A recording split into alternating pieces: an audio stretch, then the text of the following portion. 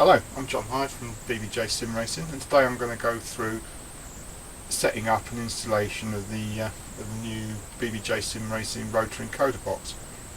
It's a little bit different in how it works to the previous boxes in my range, so I'm just going to go through testing it and then how you might set it up in obviously iRacing. So first thing you need to do with your box when you get it is just plug it in, and it's plug and play, so it will find its own Windows drivers and install them, and then you'll be good to go. I'm demonstrating this on Windows 10, which is probably the most awkward thing to do it on,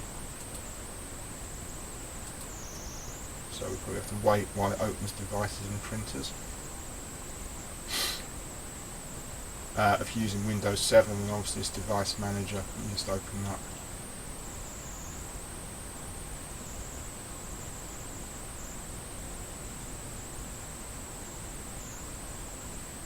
Right, and here we are, and you'll see it calls itself here BU0836A interface. So if you right click on that, you'll get this little menu. Left click on game controller settings,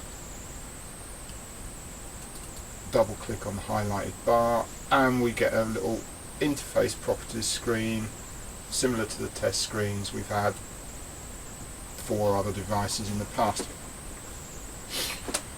Once you've done this, you can quickly just go through all the controls on your box and make sure everything's working. So all the push buttons, there's 12 on this box, will just light up their corresponding light on the panel there. Obviously you can click on the encoder buttons, because each one of them is another push button switch. So that's 12 of those tested. Now the rotary encoders, basically that gives you a different pulse signal in each direction. So what you're looking for as you turn this is a flashing light, in this case being channel 5 in one direction, and when you turn it back the other way it's channel 6, and then you can just go through them all and test that every single one of them is giving you a signal.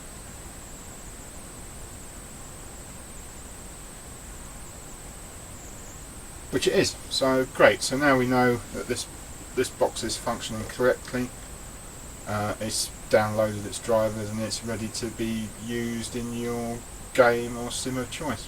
Okay, I've opened up iRacing and I've got the BMW Z4 at the test circuit. BMW Z4 is quite a good one to use because it has a whole bunch of things you can adjust from in the car, and the big advantage of rotary encoders is that it gives you the opportunity to adjust things on the fly. So this is a good example. I'm going to go ahead and open the options menu, controls, and the first thing I'm going to do is assign a switch to the in-car adjustments black box. So I just click on the box here, I'm going to select one of the encoder switches, and it's done. Okay, next thing we need to do is go over to the in-car adjustment menu, and we can see all the options of things we can choose. So we can go through it very quickly. Say, obviously brake bars is a great one to be able to adjust on the fly. So we'll make that increase brake bars, which is move it forward in iRacing, and that decrease brake bars, so we've got that on the same encoder.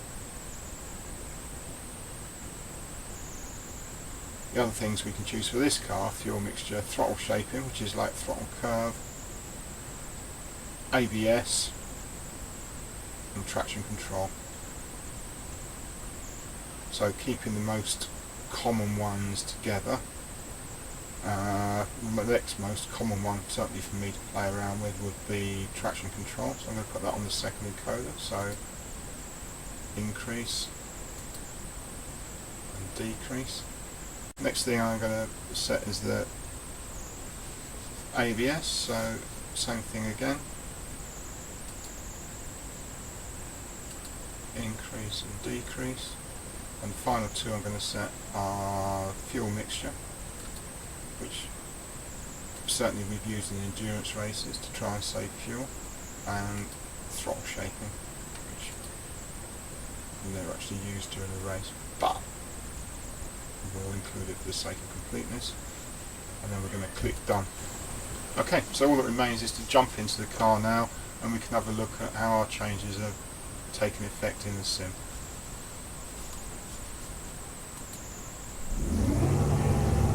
So we are sitting in the BMW Z4.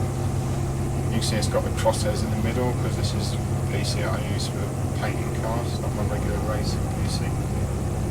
Anyway, we can use our single button push to bring up our in-car adjustment window now. Bear in mind that you don't have to have this window open to make adjustments, but so you can see what's going on. There it is. So the first one is brake pressure burst, so we can adjust that now on the fly from there. Traction control, ABS setting, engine map, and throttle curve.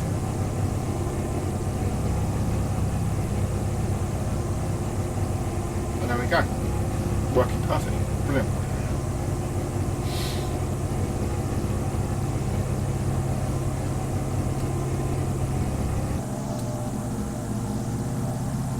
So that really brings me to the end of this. That's all I wanted to show you. I know it's all been iRacing. I promise next time I will use FSX or Project Cars to demonstrate. So thanks for watching, and I'll see you guys on the track.